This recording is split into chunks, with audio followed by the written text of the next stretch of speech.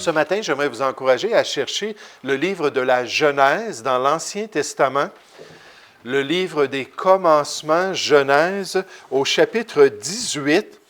Et vous allez voir, alors que l'Éternel Dieu vient rassurer Abraham et Saraï quant à sa promesse qu'il leur avait faite, alors que le Seigneur vient leur rappeler la progéniture ou la descendance qu'ils allaient recevoir de sa part, ce texte biblique-là va nous présenter des vertus dans la vie d'Abraham qui ont fait en sorte que Dieu l'a placé dans un rôle stratégique dans l'histoire d'Israël. Donc, j'aimerais qu'on puisse regarder Genèse chapitre 18 à partir du verset 1 jusqu'au verset 23. Genèse chapitre 18 à partir du verset 1. On nous dit, l'Éternel lui apparut, donc on parle d'Abraham, l'Éternel lui apparut parmi les chênes de Mambré, car il était assis à l'entrée de sa tente pendant la chaleur du jour. Il leva les yeux et regarda, et voici 3 hommes étaient debout près de lui. Quand il les vit, il courut au-devant d'eux, depuis l'entrée de sa tente, et se prosterna à terre. Et il dit, « Seigneur, si j'ai trouvé grâce à tes yeux, ne passe point, je te prie, loin de ton serviteur. Reste avec ton serviteur. Permets qu'on apporte un peu d'eau pour vous laver les pieds, et reposez-vous sous cet arbre. J'irai prendre un morceau de pain pour fortifier votre cœur, après quoi vous continuerez votre route. Car c'est pour cela que vous passez près de votre serviteur. En d'autres mots, laissez-moi user d'hospitalité envers vous. » Ils répondirent, « Fais comme tu l'as dit. » Abraham alla promptement vers sa tante, vers Sarah, et il dit, « Vite, 3 mesures de fleurs de farine pétrie, et fais des gâteaux. » Et Abraham courut à son troupeau, prit un veau tendre et bon, et le donna à son serviteur, qui se hâta de l'apprêter. Il prit encore de la crème et du lait avec le veau qu'on avait apprêté et les mit devant eux. Il se tint lui-même à leur côté sous l'arbre et ils mangèrent. Alors ils lui dirent, « Où est Sarah ta femme? » Il répondit, « Elle est là dans la tente. » L'un d'eux dit, « Je reviendrai vers toi à cette même époque, et voici Sarah ta femme aura un fils. » Sarah écoutait à l'entrée de la tente, comme bien des mamans vont faire ou bien des femmes vont faire, qui étaient derrière lui. Abraham et Sarah étaient vieux, avancés en âge, et Sarah ne pouvait plus espérer avoir des enfants. Elle rit en elle-même en disant, « Maintenant que je suis vieille, aurais-je encore des désirs d'enfanter, d'être une maman? Mon Seigneur aussi est vieux. » L'Éternel dit à Abraham, « Pourquoi donc Sarah a-t-elle ri? » Puis juste en passant, le nom Isaac qui a été donné à leur enfant veut dire rire. Donc Dieu a rappelé ça. Mais pourquoi donc Sarah a-t-elle ri en disant, « Est-ce que vraiment j'aurai un enfant, moi qui suis vieille? Y a-t-il quelque chose qui soit étonnant de la part de l'Éternel? Est-ce qu'il y a quelque chose qui soit trop grand pour l'Éternel Dieu? Au temps fixé, je reviendrai vers toi à cette même époque et Sarah aura un fils. » Sarah mentit en disant, « Je n'ai pas ri, car elle eut peur. » Mais il dit au contraire, « Tu as ri. » Ces hommes se levèrent pour partir et ils regardèrent du côté de Sodome. Abraham alla avec eux pour les accompagner. Alors l'Éternel dit, « Cacherai-je à Abraham ce que je vais faire? Abraham deviendra certainement une nation grande et puissante. En lui seront bénies toutes les nations de la terre, car je l'ai choisi, afin qu'il ordonne à ses fils et à sa maison après lui de garder la voie de l'Éternel, en pratiquant la droiture et la justice, et qu'ainsi l'Éternel accomplisse en faveur d'Abraham les promesses qu'il lui a faites. » Et l'Éternel dit, « Le cri contre Sodome et Gomorrhe s'est accru, et leur péché est énorme. C'est pourquoi je vais descendre et je verrai s'ils ont agi entièrement selon le bruit qui est venu jusqu'à moi. Et si cela n'est pas vrai, je le saurai. » Les hommes s'éloignèrent et allèrent vers Sodome. Mais Abraham se tint encore en présence de l'Éternel, et Abraham s'approcha et dit, « Feras-tu aussi périr le juste avec le méchant? » Là, il y a une grande négociation pour la délivrance de Lot qui s'entame alors que Abraham intercède en faveur de Lot, de sa famille et de toute la situation. Mais le titre de mon message ce matin, c'est « Un père comme Abraham ». Un père comme Abraham. Lorsqu'on regarde ce texte biblique, lorsqu'on analyse cette rencontre-là d'Abraham, on voit trois belles qualités qui ressortent de ce futur papa. Certainement qu'Abraham était bien imparfait. Dieu ne cache pas le fait que ce grand patriarche-là, le père de la nation juive, a fait des choses qui étaient totalement contraires à son plan et il y a eu des conséquences dans sa vie. Mais ici, dans ce passage, alors qu'on l'analyse, on voit qu'il y a trois belles qualités qui devraient être désirées par les papas, que les papas devraient vouloir voir dans leur vie, que le Seigneur puisse vraiment développer ça dans chaque papa pour qu'il puisse être des bons exemples comme Abraham l'a été pour sa famille. Mais juste avant de voir ce texte biblique, j'aimerais qu'on puisse prier, puis qu'on puisse vraiment demander, Seigneur, ta parole est vivante, Seigneur, c'est inspiré pour moi, c'est utile ce texte biblique-là. Puisses-tu me parler à moi personnellement, d'après mes propres besoins et selon ton plan? Nous allons prier ensemble. Ô Père Céleste, Seigneur, j'aimerais vraiment te remercier pour ce privilège de pouvoir prêcher la parole de Dieu. Seigneur, j'aimerais te dire un gros merci parce que tu es mon Père Céleste. Tu as éclipsé, Seigneur, le Père que j'ai eu sur cette terre et tu m'as montré comment tu es tellement parfait en tant que papa. Et Seigneur, nécessairement, tu veux transformer les pères, tu veux transformer chacun pour qu'on puisse devenir de plus en plus les personnes que toi tu désires, pour qu'on puisse de plus en plus pratiquer les choses que toi tu veux dans notre vie, qu'on puisse de plus en plus avoir ces qualités-là qui nous permettent d'être efficaces et qui nous permettent de te glorifier. Ô Père Céleste, purifie mon cœur maintenant, lave-moi entièrement, remplis-moi de ton Saint-Esprit et utilise-moi alors que je vais exposer les qualités d'Abraham, qui est un exemple pour chacun. Père, bénis notre temps ensemble. Tu vois le cœur de chacun.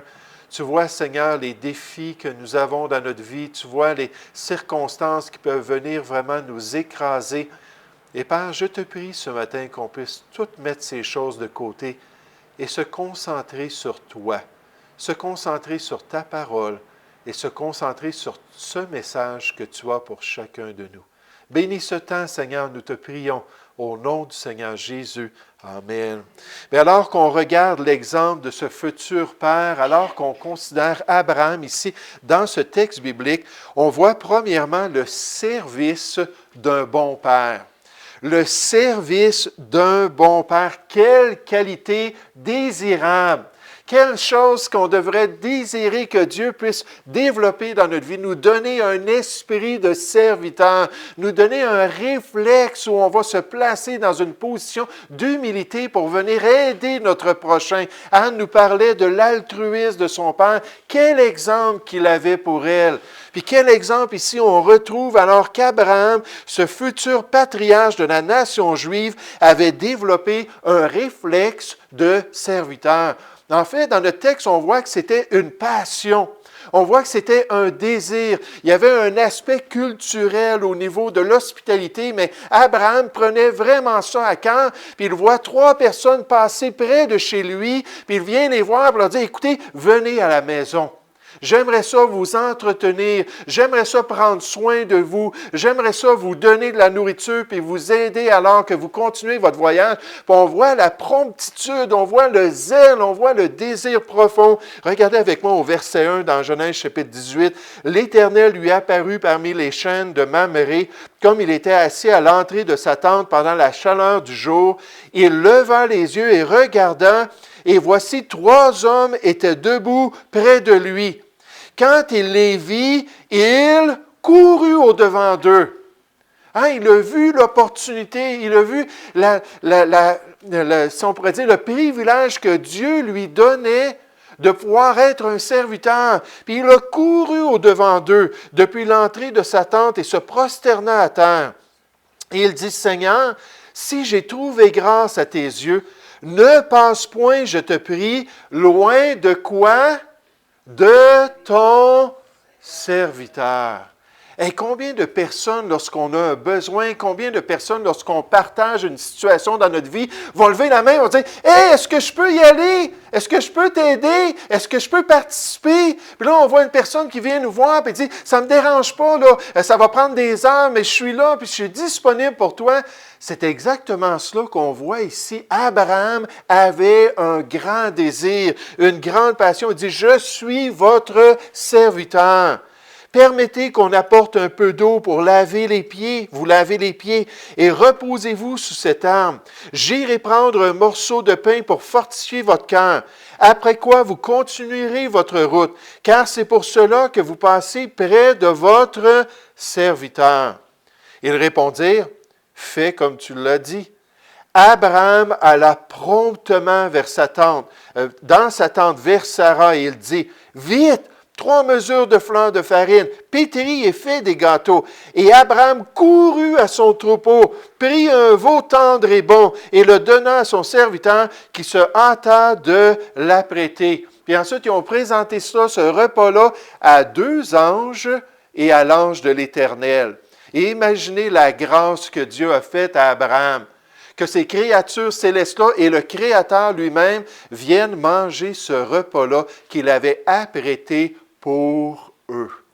Quel exemple que nous avons ici d'un serviteur. La Bible nous dit, le plus grand parmi vous sera votre serviteur. Aux yeux de Dieu, c'est une grandeur d'être un serviteur. Aux yeux de Dieu, c'est une vertu qui est merveilleuse. C'est quelque chose qu'on devrait avoir dans notre vie. Comme j'aime ça, servir le Seigneur. Comme j'aime ça, faire des activités, puis voir des gens se réunir avec nous, qui sont là, puis qui vont nous aider à décorer pour Pâques ou pour Noël, qui vont nous aider à préparer des choses pour le club biblique. Puis là, je les vois, là, puis ils sont là, puis ils sont excités de servir le Seigneur. J'aimerais vous dire, c'est des chrétiens comme ça que j'aime fréquenter. C'est des personnes comme ça qui m'encouragent. C'est des gens comme ça que je considère importants parce qu'ils ont un esprit de serviteur. Ils ont appris à arrêter de regarder leur nombril, arrêter de se concentrer sur leurs besoins et considérer les besoins des autres. Et j'aimerais vous dire, dans le royaume de Dieu, ces gens-là vont être honorés s'ils sont des serviteurs. Quiconque veut être grand parmi vous, qu'il soit votre serviteur. Comme on a besoin de pères qui sont des serviteurs, comme on a besoin de papas qui laissent le Seigneur développer un esprit de service, des gens qui savent se rendre par amour serviteurs les uns des autres, puis qui savent saisir la grâce de Dieu, puis qui savent saisir les opportunités, puis qui sont disponibles pour être une bénédiction pour autrui, qui veulent faire partie de la solution dans l'œuvre du Seigneur. Pas du problème, de la solution avec un esprit de serviteur. Ceux qui sont des disciples de Yeshua, c'est un Juif qui étudiait les enseignements de Jésus. Ceux qui sont des disciples de Yeshua, il a été tellement frappé par la profondeur de l'enseignement de Jésus et cet esprit-là de serviteur prouveront leur capacité de leadership en servant les autres dans ce monde et dans son royaume. C'est tellement contraire à la pensée du monde que c'est un beau principe du royaume du Messie à venir. Dans un esprit de vraie justice, Yeshua assure la foule que celui qui s'élève sera humilié, mais que celui qui s'abaisse sera élevé. Quand on regarde l'exemple d'Abraham ici, quand on considère sa réaction, on voit qu'Abraham avait laissé Dieu développer ce réflexe-là d'être un serviteur. Est-ce que je me place comme un serviteur dans l'Église de Jésus-Christ? Est-ce que je suis disposé à participer concrètement? Est-ce que je veux faire des choses pour être une bénédiction pour autrui? Vous savez, l'amour que Dieu nous dit qu'on devrait avoir dans notre vie, à ceci tous connaîtront, vous êtes mes disciples, si vous avez de l'amour les uns pour les autres. L'amour d'agapé, c'est un amour de service. C'est un amour tangible, un amour pratique, où on se tourne vers les autres et on dit, comment est-ce que je peux te bénir? Comment est-ce que je peux t'encourager? Comment est-ce que je peux venir dans ta vie et porter le fardeau que tu portes pour pouvoir t'encourager dans les voies de Dieu? Quand on a des papas qui sont des serviteurs, j'aimerais vous dire, ça affecte toute la famille. Ça affecte l'épouse, ça l'encourage, elle aussi, à être une servante du Seigneur. Ça affecte les enfants à suivre cet exemple-là. Puis à eux aussi vouloir avoir de l'altruisme, comme Anne disait, pour les autres, pour être une bénédiction pour la gloire de Dieu. Mais dans ce passage-là, une des belles qualités, c'est cet esprit de serviteur-là. Un esprit tellement nécessaire. Mais deuxièmement, on voit qu'un bon père va bien choisir ses amis. Un bon père va bien choisir ses amis. Puis les fréquentations dans la vie d'un père, c'est très important. Alors qu'il choisit ses amis personnels, alors qu'il choisit de s'associer avec d'autres croyants ou d'autres serviteurs du Seigneur qui vont l'encourager dans les voies de Dieu. Puis là, Abraham était là avec cet esprit-là de serviteur. Il était assis près de sa tente à l'ombre de la toile qu'il y avait à l'entrée de la tente. Tout à coup, il voit 3 hommes, puis le réflexe de service est là, puis là, il vient, puis il dit, « Laissez-moi vous servir. » Puis alors qu'il parle avec ces hommes-là, il s'aperçoit que ce sont des serviteurs de Dieu. Il s'aperçoit qu'ils ont une prophétie à venir concernant sa progéniture, puis qu'ils sont en train de parler de l'œuvre de Dieu dans la ville de Sodome et Gomorrhe. Puis là, Abraham comprend, « Wow! Ce sont des prophètes de Dieu. Ce sont des serviteurs de Dieu. C'est des gens comme ça que j'ai besoin dans ma vie. C'est des gens comme ça que je veux côtoyer dans mon quotidien. » Puis regardez sa réaction dans Genèse chapitre 18, alors qu'après avoir mangé, puis après avoir eu une communion avec lui, il se lève pour s'en aller au verset 16. On nous dit, ces hommes se levèrent pour partir et ils regardèrent du côté de Sodome. Ils savaient ce qu'ils allaient faire. Abraham alla avec eux pour les accompagner. Oh, c'est là votre prochaine destination? Ben, écoutez, moi, là, j'ai besoin de communion. Moi, j'ai besoin d'être avec des gens qui aiment la parole de Dieu. J'ai besoin d'être avec des gens qui connaissent mon Seigneur. Puis oui, certainement, je vais y aller avec vous. Puis là, on nous dit, l'Éternel lui dit, « Oh, attends un petit peu. Arrête ici, c'est pas pour toi, je veux discuter avec toi. » Mais on voit juste dans ce verset-là qu'Abraham voulait les accompagner. Abraham voulait être auprès de serviteurs de Dieu. Dans le livre des Proverbes, on nous dit une belle vérité spirituelle que celui qui fréquente les sages devient sage. Plus qu'on fréquente des bons serviteurs de Dieu, plus qu'on choisit des bons croyants et des bonnes influences, on déteint les uns sur les autres. Pensez pas que vous êtes différents. Pensez pas que les gens autour de vous ne vous influencent pas. Loin de là. Mais la Bible nous dit que si on fait ces choix-là, puis on dit, écoute, j'ai besoin de bonnes personnes dans ma vie, j'ai besoin de personnes qui vivent pour Dieu, des personnes qui suivent le Seigneur, alors là, on va développer nous aussi cet esprit-là. Mais on nous dit, mais celui qui se plaît avec les insensés s'en trouve mal. Puis Salomon n'avait pas juste appris ça de Dieu, c'est la sagesse que Dieu a donnée au roi Salomon. Il avait vu ça dans la vie de son père. Son père, continuellement, dans les psaumes, parle de ce choix-là qu'il faisait. Il dit, « Je suis l'ami, David dit, je suis l'ami de tous ceux qui te craignent et de ceux qui gardent tes ordonnances. » Dans le psaume 1, il a dit, « Heureux l'homme qui ne marche pas selon le conseil des méchants, qui ne s'arrête pas sur la voie des pécheurs et qui ne s'assit pas en compagnie des moqueurs, mais qui trouve son plaisir dans les voies de Dieu et dans la parole de Dieu. » Continuellement dans ses écrits, David dit, « Je fais ce choix de m'entourer de bonnes personnes, de trouver des chrétiens sincères, de marcher dans les voies de Dieu. » Et dit, « Je ne m'assis pas avec les hommes faux, je ne vais pas avec les gens dissimulés, je hais l'assemblée de ceux qui font le mal et je ne m'assis pas avec les méchants. » Et le Nouveau Testament nous dit pourquoi. Parce que les mauvaises compagnies corrompent les bonnes mœurs. Puis la Bible nous dit, ne vous y trompez pas.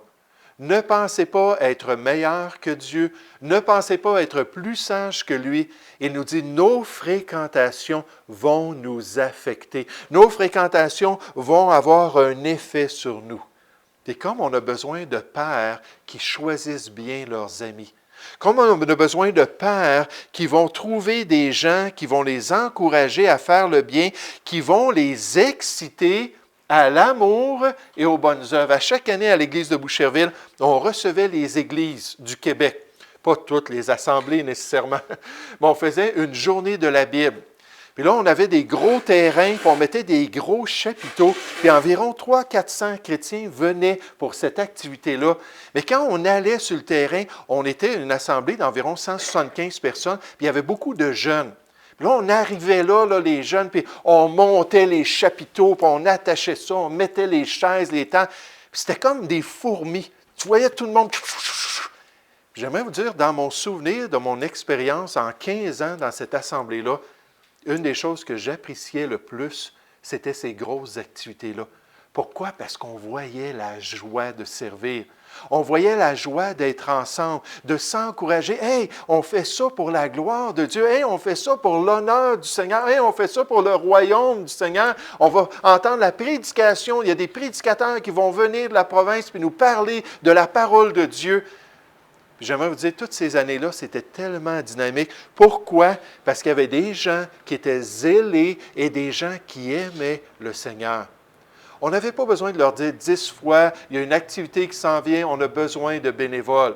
On va venir ici au bâtiment, puis on va enseigner les enfants. On a besoin de personnes pour venir nous aider. Puis je sais qu'il y a des circonstances, les gens travaillent, les gens ont des vies personnelles, puis ainsi de suite.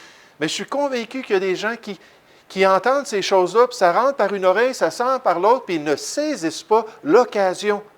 Puis ils ne prennent pas ce temps-là que Dieu leur permettrait d'avoir pour être une bénédiction, pour être un encouragement dans les voies de Dieu. Si nous nous associons, un auteur dit, à des hommes sages, nous finirons par être une personne sage et vivrons pour toujours. Si nous nous associons à des insensés, nous finirons par être des imbéciles et nous serons détruits. Basé sur Proverbe 13 au verset 20.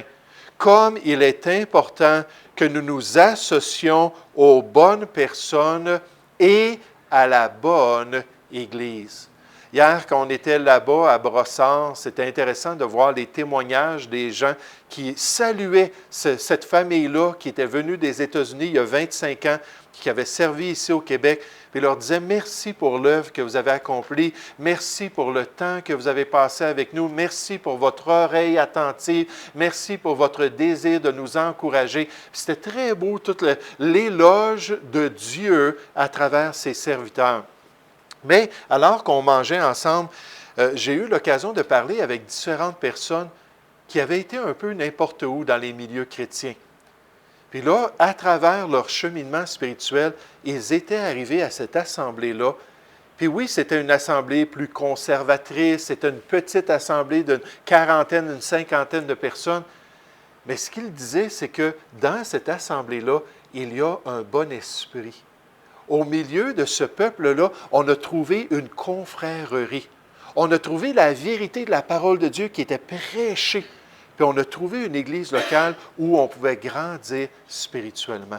Souvent, les gens ne sont pas intéressés à une église qui est fidèle à la parole de Dieu, puis une église qui va vraiment encourager à mettre en pratique la parole de Dieu, parce qu'ils ne sont pas à cette étape-là dans leur vie. Ils ne sont pas prêts à grandir, à aller de progrès en progrès et de travailler de mieux en mieux pour le Seigneur. Mais là, j'étais entouré de personnes à cette table-là qui, eux, avaient fait ce choix-là. Puis des gens qui désiraient grandir, servir, avoir de la vraie communion fraternelle et pouvoir glorifier le Seigneur. Mais comme c'est important, ces choix-là, en tant que chrétiens, nous recevons toute une éducation des fréquentations de notre vie.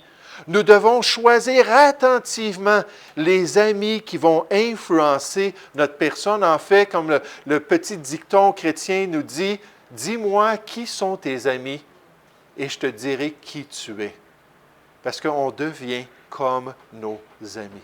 Et l'importance de faire cela. Oh, pour Abraham, il avait un esprit de serviteur. Pour Abraham, il était attiré vers des serviteurs de Dieu. Il voulait avoir de bons amis dans sa vie.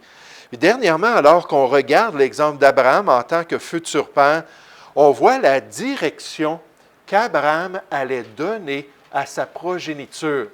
La direction qu'il allait donner à ses enfants. Et Dieu nous dit dans notre passage, « Voici, je t'ai choisi pour un rôle très spécial. Tu vas être le père de la nation juive, mais je t'ai choisi parce que tu as une belle qualité. Tu es un bon leader. Tu es un bon dirigeant et tu vas guider ta famille dans les voies de Dieu. » On ne peut pas faire les choix pour nos enfants. On ne peut pas faire le choix pour notre épouse, mais on peut être une bonne influence dans les voies de Dieu. Puis on peut les encourager. Regardez dans notre passage biblique au verset 18. Genèse chapitre 18, verset 18, on nous dit « Abraham deviendra certainement une nation grande et puissante, et en lui seront bénies toutes les nations de la terre. » Donc son influence va se répandre à travers l'œuvre nécessairement du Seigneur Jésus. Puis là, on nous dit « Car je l'ai choisi, afin qu'il ordonne à ses fils et à sa maison après lui, de garder la voie de l'Éternel, en pratiquant la droiture et la justice, et qu'ainsi l'Éternel accomplisse en faveur d'Abraham toutes les belles promesses et les alliances qu'il avait faites avec Abraham, qu'il puisse accomplir en faveur d'Abraham les promesses qu'il lui a faites. » Puis Dieu regardait cet homme-là, puis regardait sa marche, puis regardait son progrès spirituel, puis il voyait tout le potentiel d'un bon père qui allait diriger ses enfants dans les voies de Dieu. Un bon père qui allait encourager ses enfants à marcher pour le Seigneur.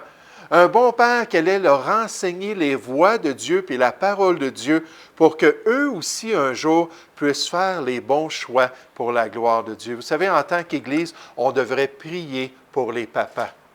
On devrait prier pour tous les pères. On devrait demander au Seigneur, « Seigneur, fais d'eux des hommes solides dans tes voies.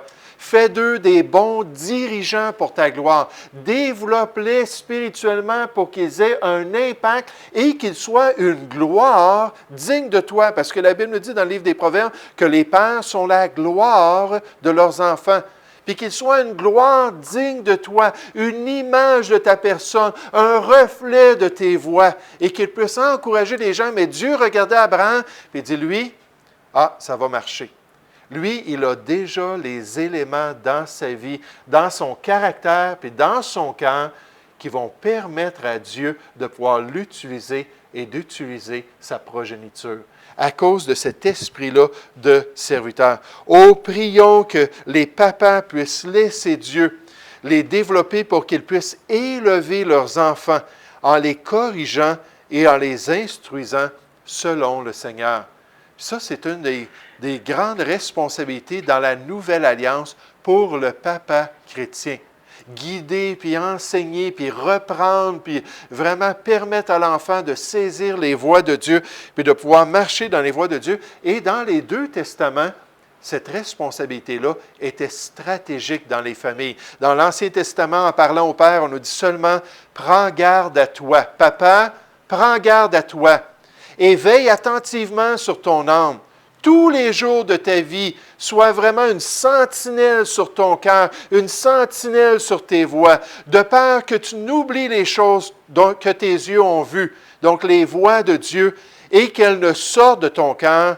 Enseigne-les à tes enfants et aux enfants de tes enfants. » Parce qu'il y a des papas, puis il y a aussi des grands-papas. Puis il y a ce rôle-là d'influence au niveau de la famille. Comme Josué qui a dit, « Moi et ma maison, nous servirons le Seigneur, nous servirons l'Éternel. » Josué était là comme un leader au niveau de la nation d'Israël, mais avant tout, il était un leader dans sa propre famille. Il avait choisi de vivre pour Dieu et d'influencer sa famille à marcher dans les voies du Seigneur. Même quand le peuple était indécis, il a dit, choisissez, et dit, moi c'est déjà fait, et ma famille c'est déjà fait, on va servir le Seigneur. Le père a plus d'influence sur ses enfants que 100 professeurs à l'école. Un auteur qui a travaillé avec les familles, qui a conseillé des couples, qui s'est aperçu à travers toutes les difficultés que dans le fond, si les papas font leur tâche convenablement, puis s'ils sont l'influence qu'ils devraient être, il n'y a pas grand-chose qui va détourner les enfants de la volonté de Dieu. Il y a leur choix puis leur cœur méchant qui peut le faire, mais ce n'est certainement pas les influences extérieures alors qu'ils vont pouvoir faire ces bons choix-là pour la gloire de Dieu. Oh, être un Père pieux requiert beaucoup de persévérance et de prière, alors que nous recherchons les conseils de Dieu pour être le genre de Père qu'il veut en réalité que nous soyons.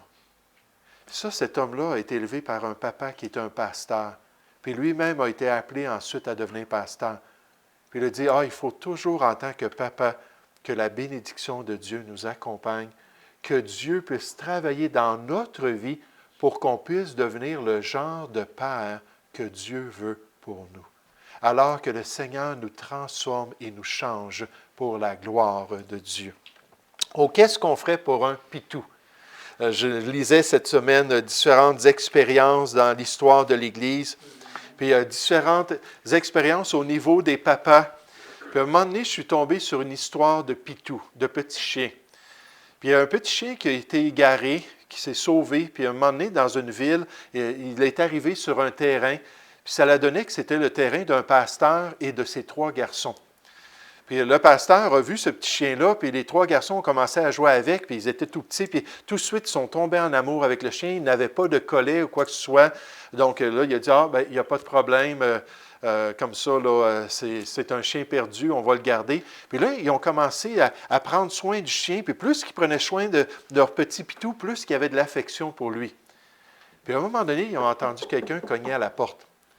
Puis il y avait un monsieur qui avait un dépliant avec la photo du petit chien. Puis il a dit, je cherche mon petit chien. Je l'ai perdu. Puis c'était exactement le chien qu'il venait de trouver. Puis le papa, un pasteur, a dit, non, on n'a jamais vu ça. Il dit, c'est pas dur. Sur sa queue, il y a 3 longs poils blancs qui le distinguent clairement, ou blanc ou beige, qui le distinguent clairement. Puis il dit, si jamais vous le voyez, dites-le moi. Puis là, ces 3 garçons étaient en arrière de lui. Il dit, non, on ne l'a jamais vu. Puis là, il a fermé la porte, puis il a dit, vite des ciseaux. Puis là, il est parti, puis devant ces 3 garçons, il a coupé les poils blancs à la racine le plus proche possible. Puis là, il a dit, si jamais quelqu'un nous pose une question, on n'a jamais vu ce chien-là. Quelques jours plus tard, il y a un monsieur qui est venu, le même monsieur. Puis là, il a demandé, il dit, vos voisins que j'ai questionnés m'ont dit que vous venez de trouver un petit chien qui ressemble vraiment à mon chien. Est-ce que je pourrais voir si c'est lui? Il dit, non, c'est pas lui, il n'y a pas de poils blancs sur sa queue.